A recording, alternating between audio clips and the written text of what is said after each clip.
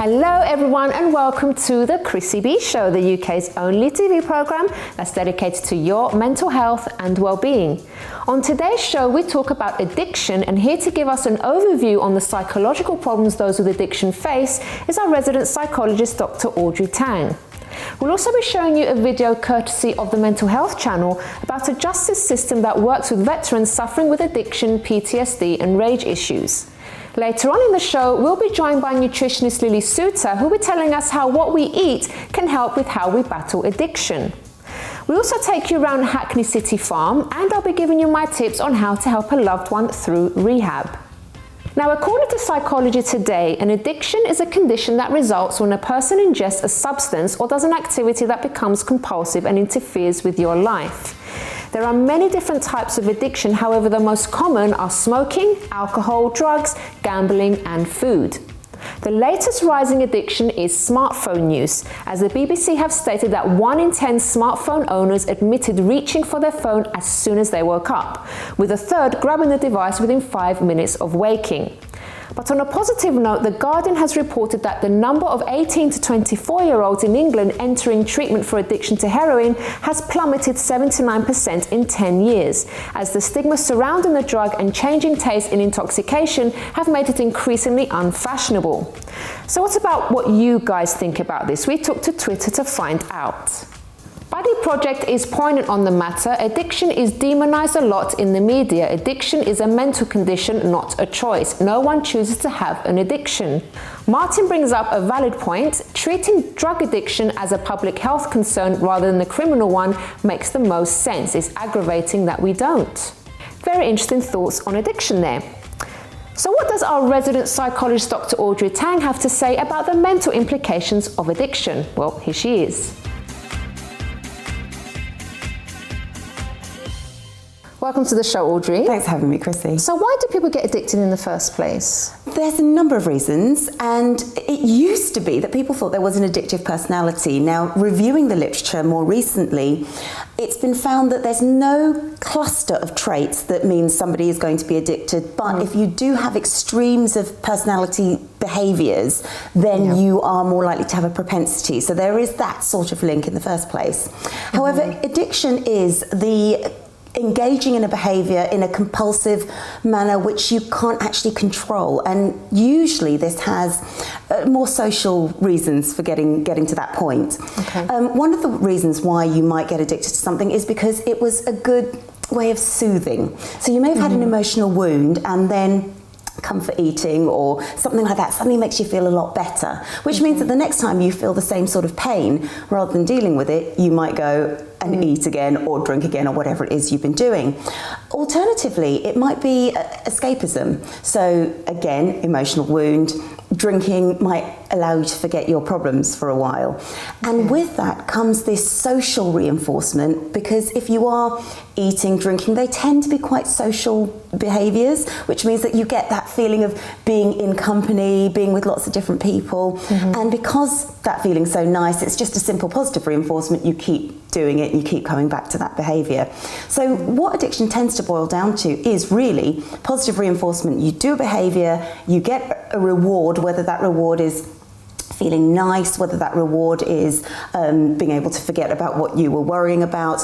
That reward alone is enough to bring you back and keep doing it. Okay. Now, is it possible to get addicted to like a substance without realising it? Say if someone gives you something that you're not aware of, anything like that? Mainly only if you have been exposed to it continuously. Okay. So one trial is very, very unlikely, even though you do hear about these one-hit drug addictions. The sort of strength of the substance that you need to be able to produce those kind of chemicals, it wouldn't happen, even if it's very strong drugs such as cocaine or heroin or something like that. Even they, apart from repeated takings or pairings of that particular stimulus, you're not likely to get an addiction. However, if somebody has been, say, spiking food, spiking drink, and doing it over a period of time, with the stronger drugs, it's very easy to get addicted quite quickly, because your body does then begin to react to it. But after once, even though you might feel compelled to go back to it because you get that nice feeling, you don't know it's happened, you may not realise why you're feeling that good, so you may not actually go and seek it out. Okay. Now let's talk about the mental health implications now of someone living with an addiction. What's that about? Unfortunately, it involves a lot of secrecy a lot of the time because addictions are compulsions, and it can get to the point where if you've been spending so much money on that addiction, or if you're addicted to shopping, or if you're addicted to gambling, or if you are using that money to buy whatever it is you're addicted to, you can end up in an awful lot of debt. That can be quite embarrassing, can be quite shameful. That could stop you asking for help. It could stop you wanting to talk to people, and it can also stop you wanting to go out as well because you're afraid of people asking you certain questions. And so that can lead to lots of withdrawal, it can lead to depression, it can lead to anxiety. So it does tend to be symptomatic of addiction, all of the other mental health issues that can come with it. The other thing is it can have great effects on your family.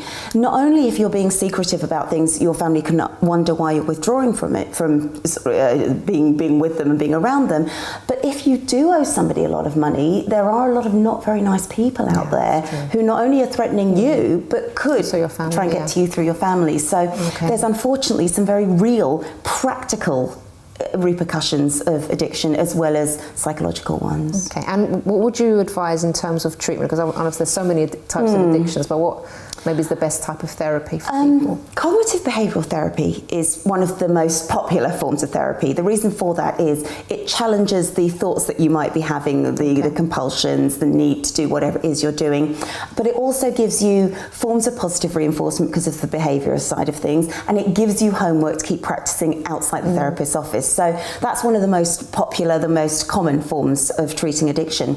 However, and this also falls within cognitive behavioural, motivational interviews can be helpful too, where you have to look at what you've got to gain by getting over that addiction, or even looking at how far you've come. So that can be a very positive added extra.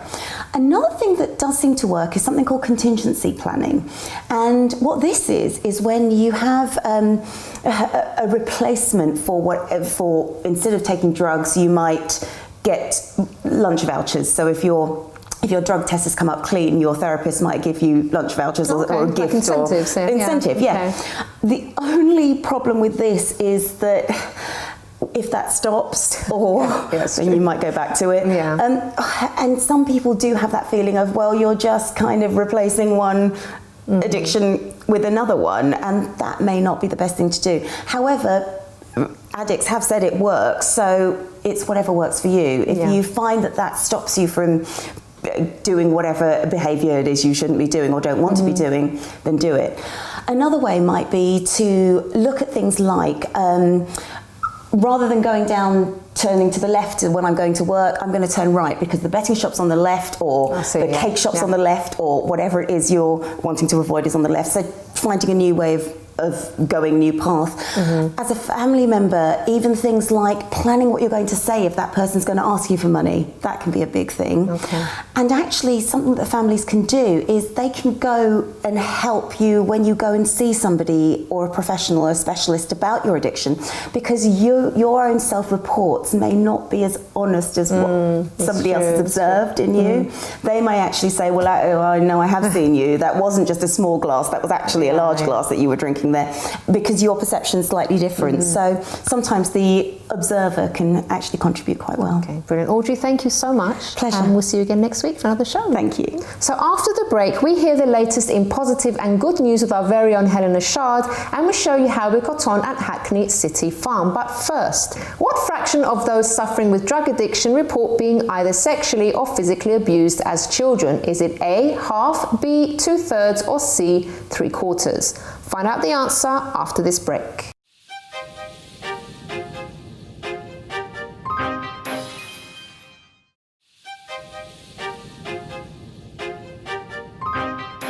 Welcome back to the Chrissy B Show, everyone. Now, before the break, we asked you what fraction of those suffering with drug addiction report being either sexually or physically abused as children. Is it A, half, B, 2/3, or C, 3/4? The answer, an unfortunate 2/3 according to Rehabilitation Centre above it all. So that shows how important it is to deal with any past issues and get the counselling and the help that you need. So now, with war, violence, death and devastation all over the news, it's easy to feel like the world isn't such a wonderful place to live in. But don't you worry, because resident newsreader Helena Shard is here to tell us about all the positive, joyous things that are happening around us in this week's Behind the Fame. Welcome to the show, Helena. I like that. Yes, it's so really true, nice. though, isn't it? Very true. Yeah. It's varied news. Anyway, yes, okay. Thank you. So, beginning with Professor Stephen Hawking, who I think is amazing, and he gave a most amazing speech recently at the Royal Society of Medicine, and he was talking about how great our NHS is. Now we know that, and it was a real positive one, and coming from him was really good, because obviously he was talking about how over the years, obviously he's got motor neurone disease, and so he's disabled in a way, but he's done so much good, but the NHS he's really relied on over the years, and he's saying we can't let go of the NHS, that all of us have to keep our eye on it. And he talked about times where, for instance, he was in Switzerland doing a speech or something, and he got pneumonia, and he was taken off private care, and they were actually going to just turn the whatever that was keeping him alive off. But obviously his wife wouldn't have it. Rushed him back to London, well, it was Cambridge, and he got better. So again, it was the NHS. So, we can't allow the NHS to become privatised. That was his whole thing, and it was a very powerful speech. So good for him. Moving on to Eddie Redmayne, who I think is the most fantastic actor, and he plays Stephen Hawking in The Theory of Everything. I saw it recently, and amazing, so good. But the reason talking about him as well is that Eddie Redmayne's a complete perfectionist, and he was talking about how he's actually quite thin-skinned, and he wants to be not thick-skinned but medium-skinned, because he cares a lot about what people think about him. And actually, when he was to meet Stephen Hawking, he was so worried. He made himself ill before meeting him, because he just thought, oh gosh, maybe I wasn't good enough, and he was just phenomenal. I mean, Stephen Hawking actually thought at times when he was watching him that it was him. That's how good he is. Wow. So amazing. And also, he also helps struggling actors quite regularly. They write to him, and he used to work as a pub waiter previously, and he knows about how expensive the rents are in London, so he always sends bits, donations out to people, which is also another sweet thing. So we love Eddie Redmayne. Especially Helena. Yeah, especially me. I do. I really is one of my. I've got a soft spot. Moving on to Robbie Williams. We've spoken about him before, but again, he's been opening up about his mental health, saying that fame has been so bad for his mental health, and he needs to try and reframe it somehow, because he does think that it actually will kill him in the end, which is really quite sad, but in a way good, because he's sort of realised that he can't take the strain. And although he's a fantastic performer, he's quite anxious of people. He doesn't like meeting new people. He doesn't want to upset anyone as well, so he'll close himself away. Like if he's on tour, he'll stay in his room. And luckily he's got his wife Ada, who's really she seems strong. To support him a lot. Really supports him, but hopefully he will reframe it, because I mean, he's such a great entertainer. It's a shame. It's hard, because when you have a talent and you want to sing and you want to perform, but then you have this other side where you don't actually like being the centre of attention. It's too it's so conflicting, isn't it? It's really conflicting, and he has to do what's best for him, but we hope that he will work it out, because we love him. Moving on to the Duke of Cambridge and Prince Harry, they were both at Support for Grenfell Community Hub, which is fabulous, actually, and it's a place to provide bereavement and emotional support for the Grenfell community. But it's a lovely place where it's very good for the children, apparently, so the parents. It's like on 2 floors, and there's lots of squashy bean bags and chairs, and everyone talks, and it's a really lovely place to be. And it's provided by their charity, which is, what is it, Chrissy? What is a charity? Support for Grenfell? Well, it's part of the Royal Foundation. Okay. That's it. All right. Which is obviously the Duke and Duchess, but Duchess wasn't there. Congratulations to Kate, who's pregnant, but she's busy drinking her loose raspberry tea at the moment. But really lovely to hear about the hub, which is fab. Okay.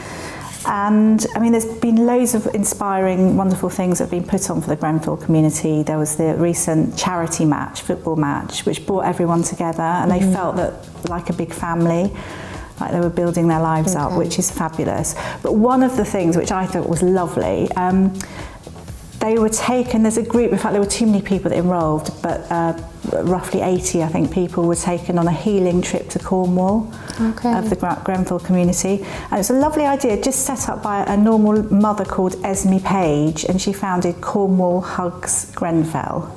And she put out a little thing on Facebook, which was lovely. And instantly she got so many people who wanted to give accommodation, wanted to give treats, wanted to give food. So everything was paid for, and they had a week away. And it did so much good. And that one of the, even the firefighters in Falmouth were minibus drivers, and everyone sort of pulled together.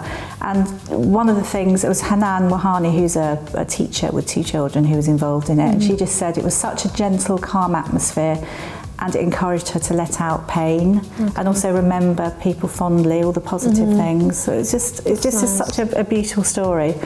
And obviously it was a very rich, humbling week as well for Esme Page, who formed it. So it just goes to show, if you think of something that you can do, go ahead and do it. Just try, because just that one Facebook thing, do you? Yeah. Which is lovely. And moving on to, just quickly, I'm going to talk about Rhys Lewis, 26. He went from being a dinner lady and now he's recording with Decca. He's actually local to us, so we should get him on the show. Okay. And he's using his music to highlight why men should talk about mental health. His new album's very personal to him, and his new track, I Know the Feeling, is sort of to prevent mental illness. And it's all about how he talks about blokes don't really talk, and talking is great, and if he'd done that, he wouldn't have gone down a tricky road, but you get the gist. But he'd be lovely to have on the show, very positive, and a really great track. And moving on to something which is, I think, quite fun. An Indonesian village, Kampung Pelangi, very grey. It's sort of a bit of a slum, and the people living there were quite depressed with it all. Anyway, but it's now turned into Rainbow Village. Oh, okay. And a local headmaster called Slamet Widodo, I think Widodo is quite a common surname in Indonesia, there you go, reportedly sort of made a request for, I think it was £17,000 from the local council committee, and then all the community just painted the whole slum in rainbows, but beautiful things like dinosaurs and fantastic bits of art everywhere, and now it's like a bigger tourist attraction, and people come see it, and Instagram and things. So it just goes to show, and we love colour. It's such a positive thing. Definitely. So that's the whole community. Thank you for your happy news, Helena. Thank you, Chrissy. And we'll see you again next week. Absolutely. Thank you. Right, guys, so being outside, as we know, does wonders for your mental health. And with sites such as Psychology Today stating a clear link between addiction and stress, it's always a good thing to take a minute and do something outdoors. So where can you go if you're maybe in London? So we went to Hackney City Farm for a real country experience, which is in the heart of London. Let's take a look.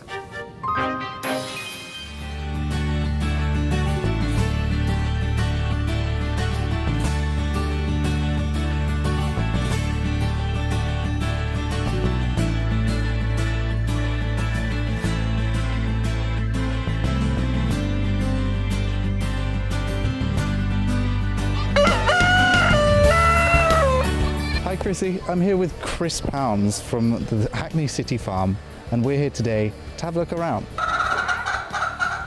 We are in the middle of Hackney, and we're a little farm, about 2.5 acres in the middle of it all. So as you can see, we've got some chicken, we've got ducks, we've got pigs, we've got sheep. We're a place that people come to remind them what the countryside's like, to remind them about where the food comes from.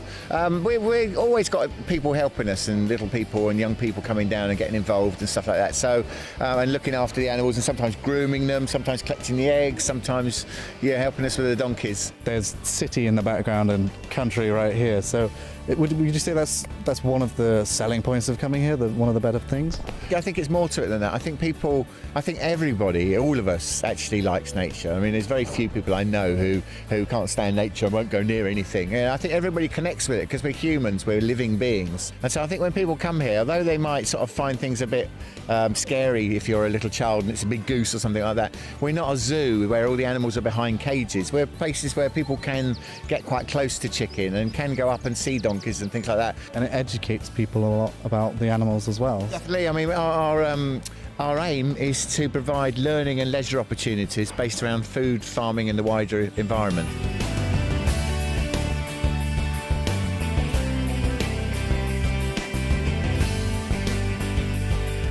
So you've got other things here as well. It's not just a farm. There's a garden here, and there's a cafe and a pottery place as well. So could you tell us a bit about that? So, well, basically, it started off as a farm, but when you've got 2.5 acres of the prime area in amongst all of the metropolis around us. So we now run pottery lessons. We have a little shop, and we're trying to get volunteers to help us run our shop, which is selling sort of farm produce and various sort of different educational stuff and books and things like that. We've got a school based here. Yeah, restaurant and cafe have been here for this present one, Frisante, have been here nearly 12 years, I think, and they provide wholesome food on site, and it's like a really friendly cafe. So what about the garden? Tell us a little bit. Yeah, gardening. We've got 2 gardens. One that's out in the front where we're growing lots of stuff that we try and sell in the shop, and then the side garden behind me, we grow some food in one side, which we use as an illustration for children coming through educational groups or schools groups to see how food grows. And then the other side is a leisure area, so people who don't have access to a garden bring their children down here, and you can roll around in the mud, and you can do stuff, and hopefully there aren't all the sort of things that you might find in a public place. There won't be glass, or there won't be people drinking or things like that. So it's a safe environment. So and as well as that, we've got the muck heaps. So we sell muck that come from our animals. We sell it to local people for their gardens and things like that. So its main aim is to be involved and serve the community.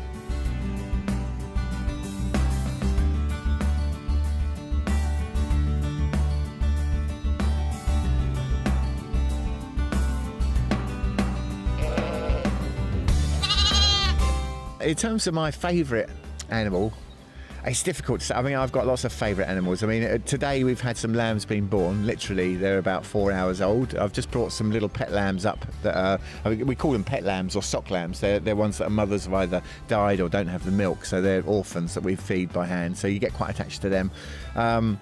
I don't know. I mean, I guess my favourite animal is probably Clover the donkey. And we've got a pig. We've got a pig called Birdie, and she's in pig, so she's going to have farrow, which is the process of giving out piglets. She's going to give birth in about 2 weeks' time, so we should have loads of piglets on site as well. So, yeah. So I can't. It's not unfair to have one favourite.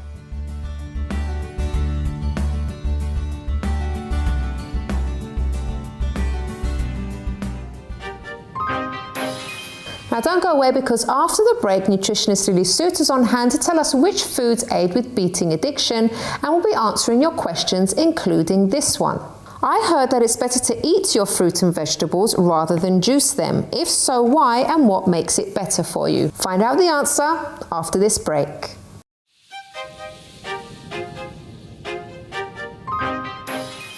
I'm Chrissy B, and my show is all about improving your mental health and being happy. Join me every Monday, Wednesday and Friday at 10 p.m. on my channel Sky 203. Visit chrissybshow.tv for more information and subscribe to our YouTube channel Chrissy B Show. You can also follow us on Twitter and Instagram at Chrissy B Show, and on our Facebook page, The Chrissy B Show.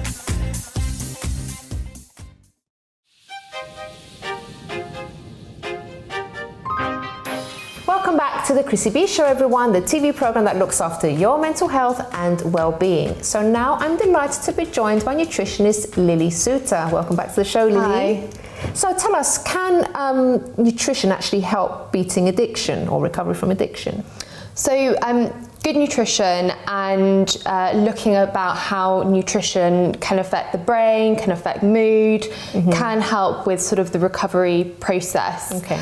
I think the biggest thing we need to look at is protein.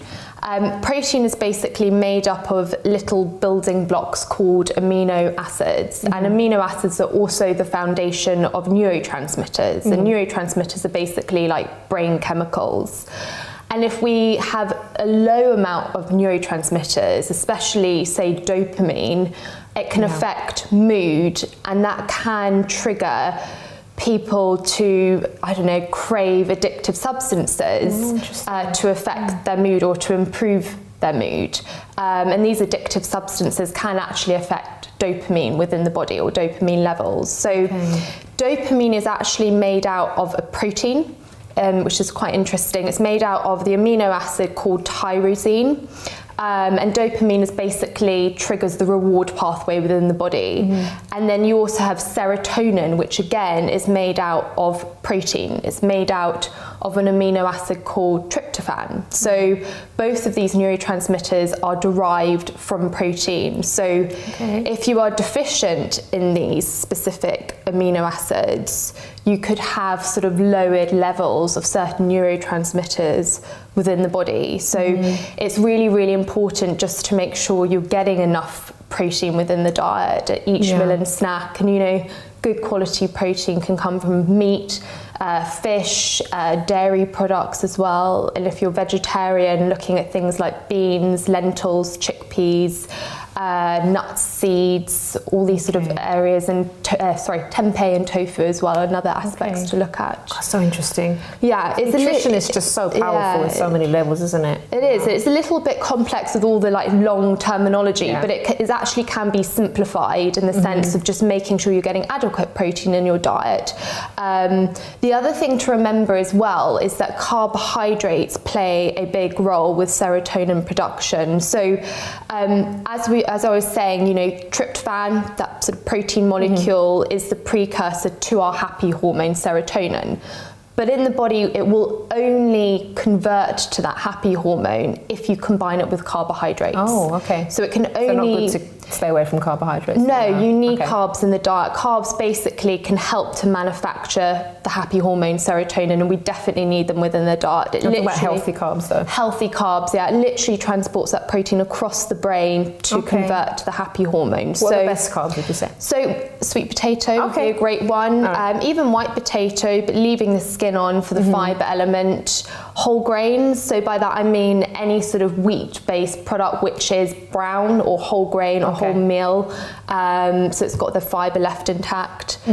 Beans, lentils, chickpeas are protein, but they're also carbohydrate, so they've got both in there, a good combo. So all fruit has got carbohydrate in, and vegetables are a carb as well. Go for it, guys. Yeah, oats and rice are another great source of sort of slow release carbohydrate. So it's just getting that combination together, which may help manage our levels of neurotransmitters, which then may help reduce cravings or triggers for maybe more addictive substances. Brilliant. So we do have a sweet potato here, so you're going to be rustling up a lovely recipe for us. So we've got sweet potato, which you can literally bake within the oven 20 minutes, or if it's a larger one, just until it's cooked through, and you just sort of prick it with a fork beforehand. And then we've also got tuna as well, which I'm going to put on, some lime to drizzle over it, coriander, Greek yogurt, and then also chilies as well. So so we just start off by putting, halving the potato and then just putting some tuna on top. So this will be your protein element. The tuna? The tuna. Okay, and then the carbs is coming from the sweet potato. Yeah. And you would eat the skin as well? I always think the skin is great because it gives a huge addition of fibre to the carb. And most people in the UK are just not getting enough fibre in their diet. They're getting about half the amount they should do. So, and it's tasty as well, isn't it? Yeah. And then we squeeze a little bit of lime on top, just to give it a little bit of flavour. And then instead of mayonnaise, you can actually use some Greek yogurt, which adds another protein element, and it's slightly healthier than mayonnaise. And it's a good substitute. It looks like mayonnaise sort of. Yeah. It's yellow, but... Exactly. Yeah, I have to admit, I've never had tuna and Greek yogurt, so that's quite tastes interesting. Really good. Yeah, okay. And then you put coriander on top, some coriander leaves. So simple and looks so nice. Yeah, it's very, very simple. Coriander leaves. And then lastly, we put some peppers. Oh, sorry, not peppers, chilies. Okay, what's the chilies good for? Well, there's not too much evidence around chilies, but some studies have shown that they can boost metabolism. They've got a sort of thermogenic effect within the body. But it's, there's some studies, and we can't say for certain that it aids with weight loss, but it could contribute. And then you can season it. If you want to put a bit of olive oil on there as well, you can, but a bit of salt and pepper, and it tastes really good. So simple, so quick. and super healthy. Yeah, brilliant. definitely. So guys, there's no excuse not to eat healthily. Yeah. Just if you say you're too busy and stuff. This was so quick, and you can do the sweet potato the night before if you want. Absolutely, absolutely. Right, Lily, we do have some questions for you as well from our viewers. So I heard that it's better to eat your fruit and vegetables rather than juice them. If so, why and what makes it better for you?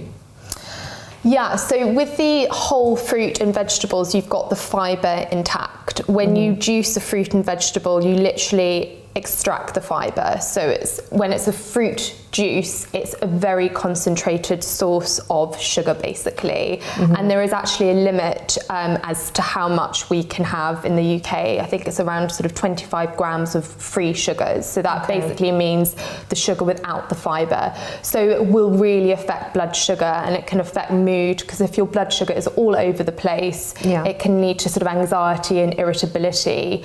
So juicing fruit isn't the healthiest thing you could go for. It's always best to eat your fruit whole, because the fibre keeps blood sugar levels stable and has lots of healthy impacts on digestion. Juicing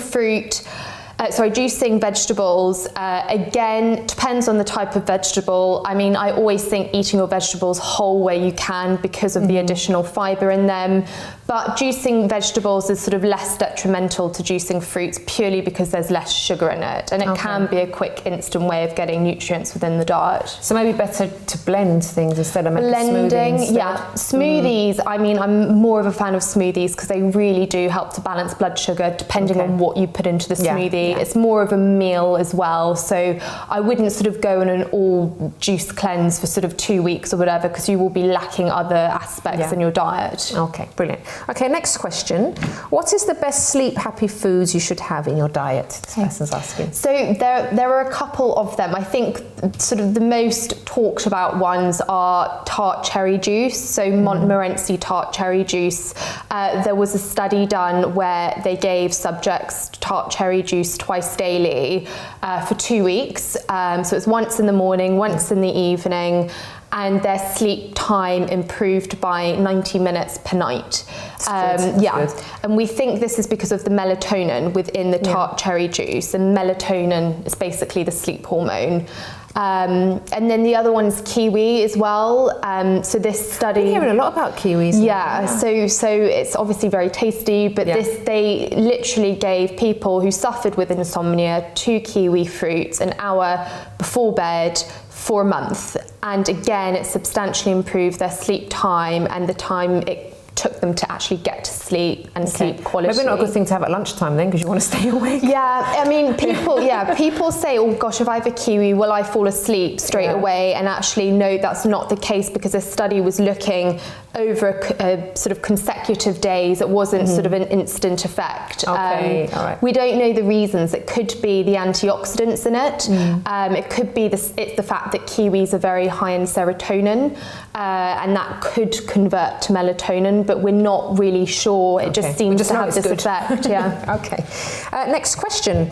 I heard coconut oil is just as fatty as butter, but isn't it supposed to be better for you? Please help me debunk this myth.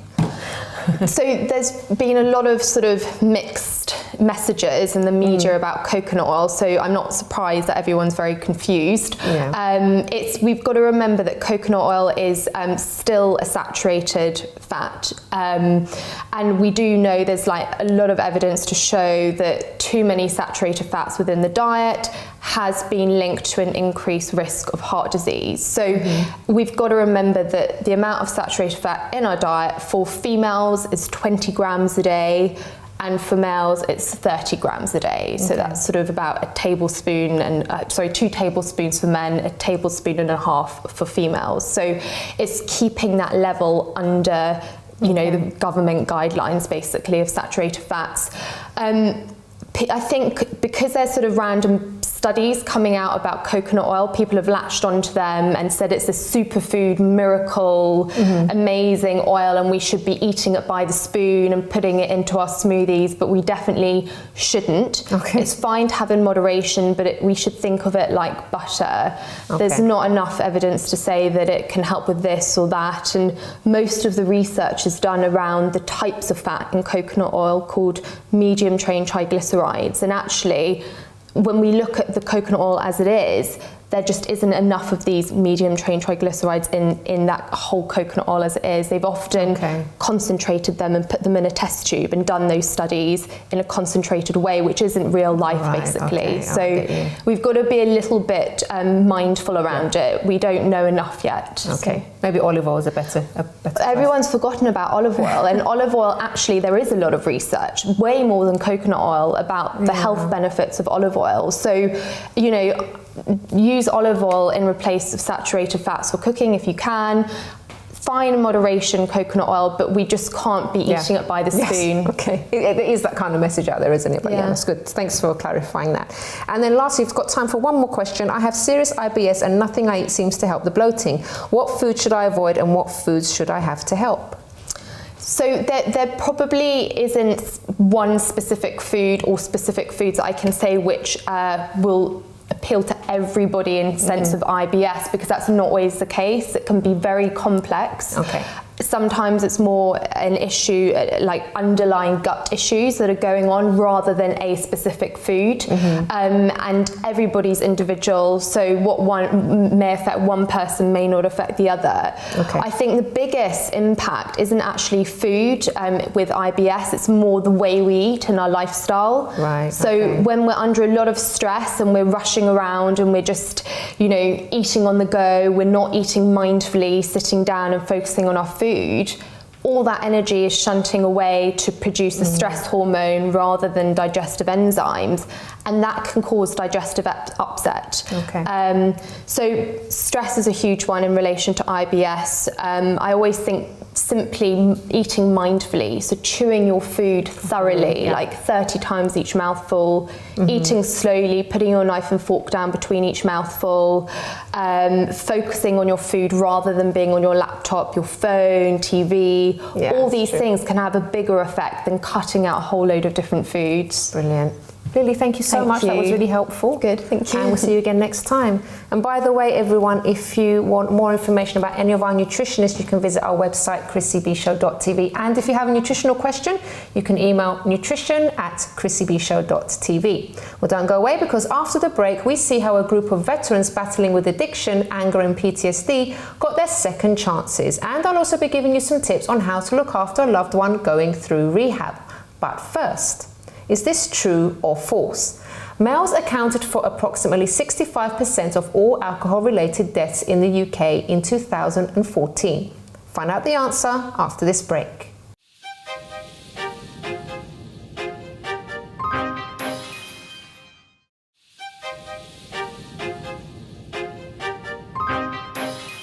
Welcome back to the Chrissy B Show, everyone, where today we've been talking all about addiction.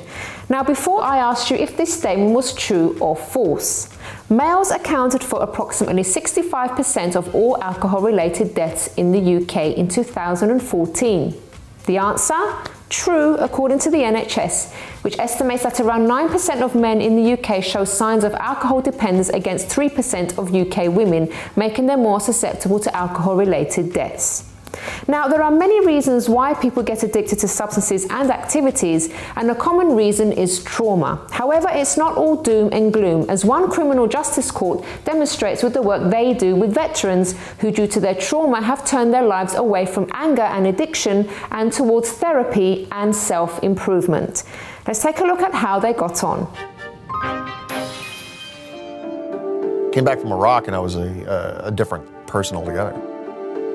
For me, it was isolation, and just, you wanted to be alone and away from the rest of society. I was actually finally convinced to go out one night, leave the house. I was self-medicating. I was just hammering alcohol just to get through that experience. Next thing I know, I'm in trouble with the law. When I got back from Iraq, I was in a dark place. I was very uncomfortable.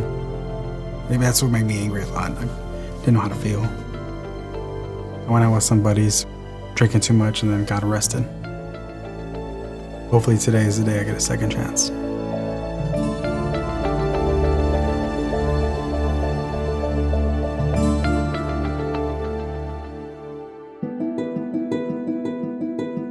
The Veterans Treatment Court is a program for veterans who were affected by their military service, and it led them to get involved in the criminal justice system. The program gives them an alternative to the traditional criminal court to be able to go to treatment to address those issues that will help them reintegrate into society. Mr. Frank Rodriguez? How you doing, sir? Good. My name is Courtney Young. Okay, Frank, so I want to ask you, do you want to be in this program? Yes, I do, sir. What makes you feel you are a good candidate for the program? A lot of mortar attacks, indirect fire, IEDs, explosions, things that bother me there still carry on to me today. How do you think this program can help you? It's going to be a big opportunity for me to better myself.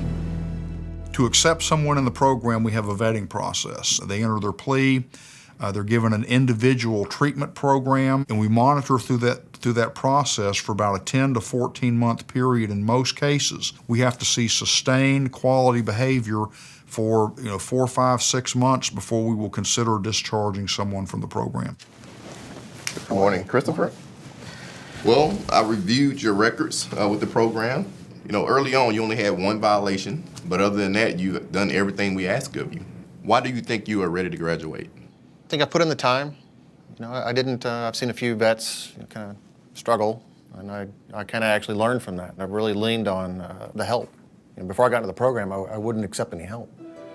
When I got into this program and found out that there was different types of help available, and mentors and people that they're not going to carry you. You trip, you fall, they dust you off and send you back on your way. But there's a support structure here. Graduation means you get your life back. I can actually check no on criminal history, and you get a life better than you had when you got home. It's like hitting the reset button. I know you probably don't know what to expect, and new and kind of just nervous about how it's all gonna work out. So with the Veterans Court, I work as one of the treatment providers for the veterans here locally. So when they enter the treatment court program, they're told their treatment plan, and part of the treatment plan normally is they need help with PTSD or anxiety or substance use disorder or something like that. What are you hoping to get out of the program? I'm hoping to clear my mind. I want to stop drinking. Walking through the door is the hardest part. When you actually have to admit that I need help, that's the hardest step. Then you just work through it. It sounds like he has some trauma that he experienced while in combat, and he just doesn't know how to deal with those memories yet. And I think by him being able to recognize that is what's going to make him so successful, that he doesn't need the alcohol anymore. He's already had a few months of sobriety, so that's really important in his growth. We were also going to review a graduate. Christopher McCafferty. Early on in the program he had one hiccup, but since that one violation, he's done everything that we asked of him. Did he get any kind of a sanction for his? Yeah, he actually did a weekend in Tarrant County Jail, and I'd like to say since he actually got out, he picked up from there, and we had no problems from Mr. McCafferty. All right, well that's good. Now that Chris is heading into graduating from the Tarrant County Treatment Court, he's mentioned that he is open to coming back to be a mentor. We have mentors that come here to provide services to the participants that are in the program. The only thing I can suggest is in phase 1, knock everything out. Everything you can, as quick as you can. To see veterans in the court that are graduating already and me coming in as a new guy, it's a good feeling because they've been through it obviously, and if they can do it, I know it's going to be okay for me to do. We fought hard over there. If we can do that, we can do this, right? I'm willing to do everything I can, go there where I gotta go to knock this out and move forward. All right, Mr. Young, tell us about the new admittees. We're going to start with Frank Rodriguez. Okay, so where is Mr. Rodriguez? Well, Frank, the information I was given about him is very common with many veterans that I have seen in recent conflicts. My expectation for Frank seems like a nice young man. I'm expecting he's going to do very well on the program and be out of here as soon as time and justice will permit him.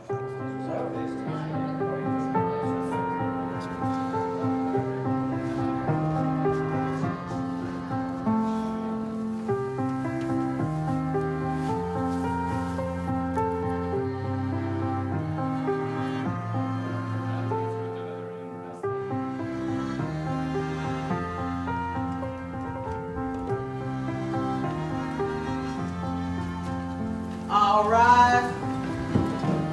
Today we're having 3 veterans enter the Veterans Court program. First, I want to call up Mr. Frank Rodriguez. Good afternoon, Your Honor. Good afternoon, Mr. Rodriguez. To this charge, do you plead guilty or not guilty? Guilty, Your Honor. Is your plea voluntary? Yes, Your Honor. Okay, I will accept your plea. I will admit you to the Tarrant County Veterans Treatment Court program, and we will certainly look forward, Mr. Rodriguez, to working with you as you go through this process, and welcome. Thank you, sir. Very welcome. For probation in general, according to state reports, the recidivism rate over a 3 to 5 year period can be as high as almost 40%. We've identified with our graduates a recidivism rate of less than 7%. And now I'm very happy to call up and present Mr. Christopher McCafferty. I am as proud as I have been in any case to recognize you for your accomplishment. And on behalf of the Tarrant County Veterans Treatment Court program, I want to award you with this dismissal of the charge in your case. Chris is, in my view, absolutely ready to graduate, and as much as anyone who's leaving here, I am expecting that he is going to have a very successful life from this point forward, and I doubt that we'll see him in the justice system again. Great job, and best wishes.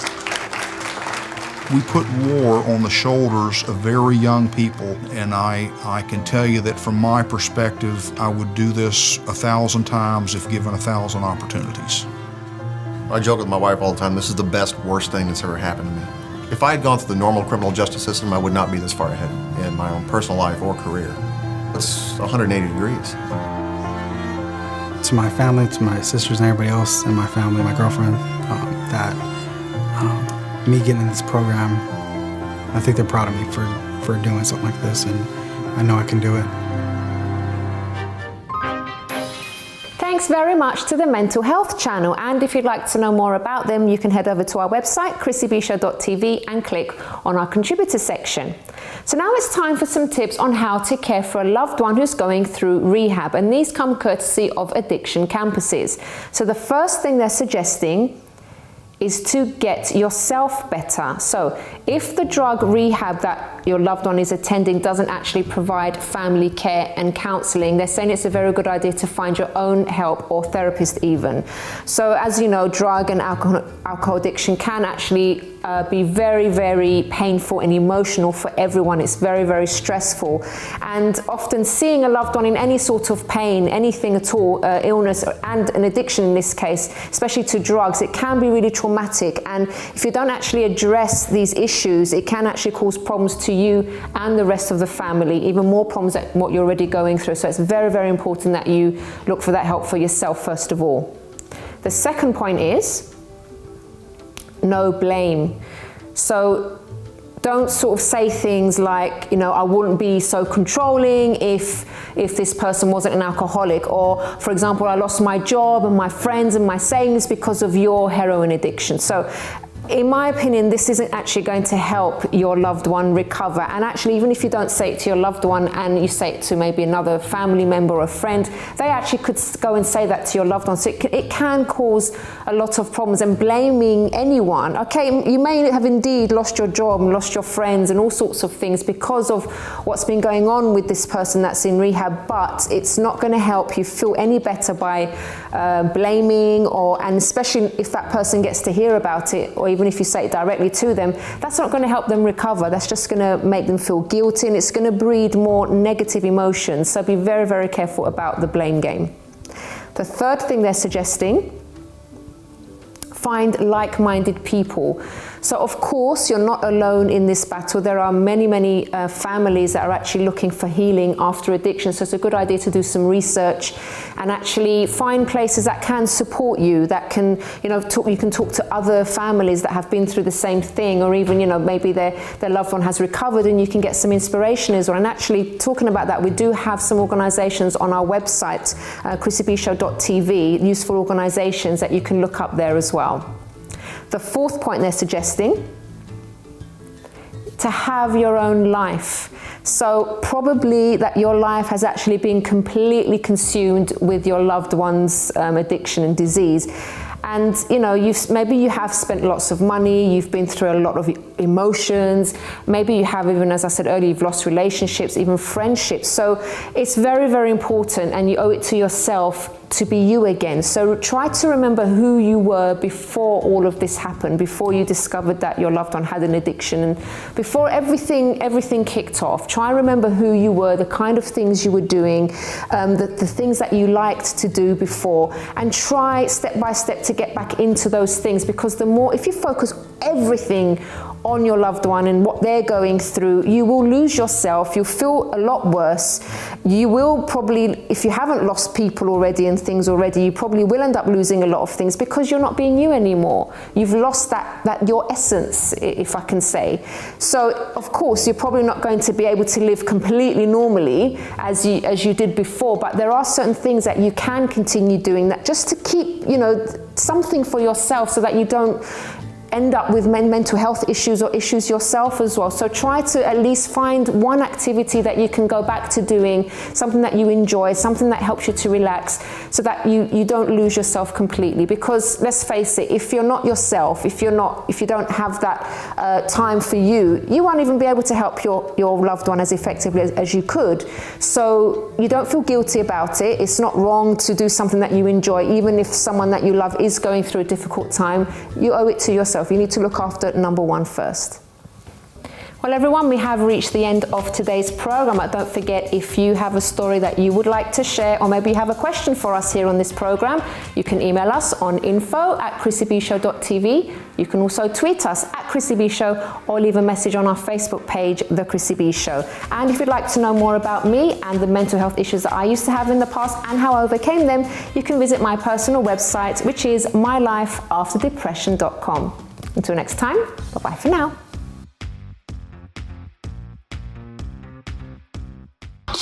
We accept the MHD challenge. What about